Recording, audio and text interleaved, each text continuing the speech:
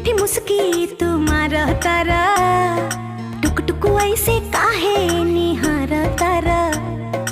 देखतनी मीठी मीठी मुस्की तुम्हारा तारा, टुक टुक ऐसे काहे निहार तारा।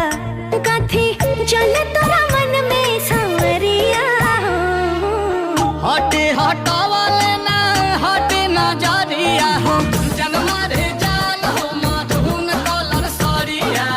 मन करे कहसली भरिया कवरिया हो, जनमा रे जान हो मधुन कलर सरिया।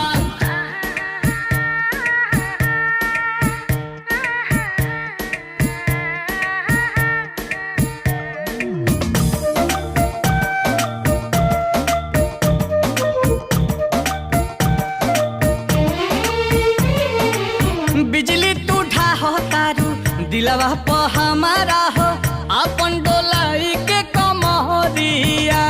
हवने ना तोहर लुटेरा, निरखेला कमर के घेरा। उठे अजब गजब के नासा, जनी ऐसे मतिया फेरा। सच हाँ के करेला मस्करिया, लागल बा फाल पिको लहरे झलरिया हो, जनमा रे जान हो मधुन कलर सरिया। मन करे कसली भरिया कवरिया हो, जनमा रे जान हो मधुन कलर सरिया।